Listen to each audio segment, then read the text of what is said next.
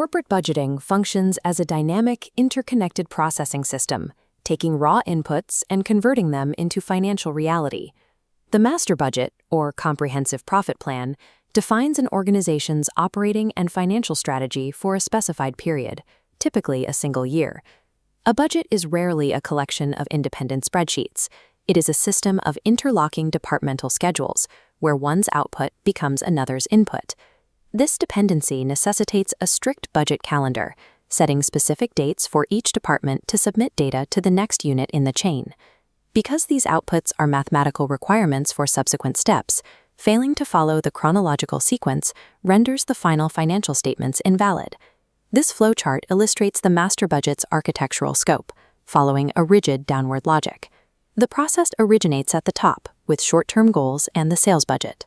Panning to the bottom, we reach the ultimate destination, projected financial statements for executives.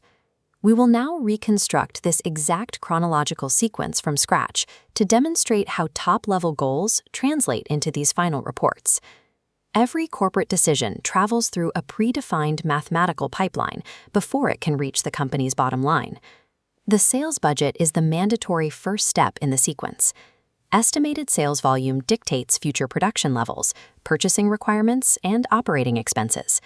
For manufacturing firms, the sales forecast immediately determines the requirements of the production budget. This production budget is calculated using sales in physical units rather than dollars.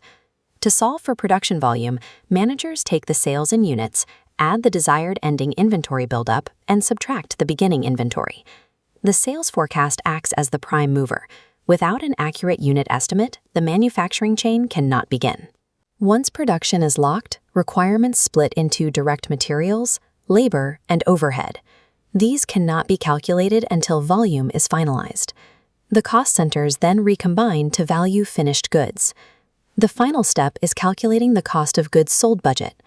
This process has now translated the physical reality of manufacturing into projected, trackable costs. We must account for operational expenses outside the factory, like research and administration, which use the sales budget as their basis. Factory and non-factory expenses now converge to project profitability on the pro forma income statement. This completed top section represents the operating budget. This half of the system focuses on obtaining and using current resources. While the operating budget establishes profitability, a profitable report does not guarantee survival. For that, we need a second engine. We now move below the line into the financial budget.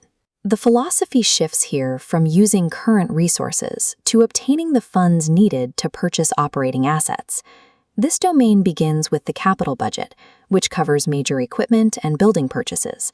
The capital budget sits apart from the daily flow because custom orders and major financing require preparation more than a year in advance. These massive outbound cash flows are not part of daily operations, but they must eventually merge with the operational data. That merger happens at the cash budget.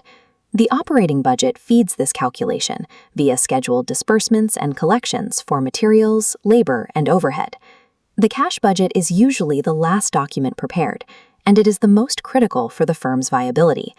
A company can project significant profits on its income statement and still be driven into bankruptcy by a temporary cash shortage. By detailing all projected receipts and disbursements, the cash budget facilitates bank loans and prevents financial embarrassment. Solvency supersedes profitability. The cash budget is the ultimate reality check on the operational plan. Once the cash budget is validated, the process terminates with the final financial reports, the pro forma balance sheet, and cash flow statement. This final step brings us entirely back to the original architectural blueprint. The master budget is an uncompromising chain of logic.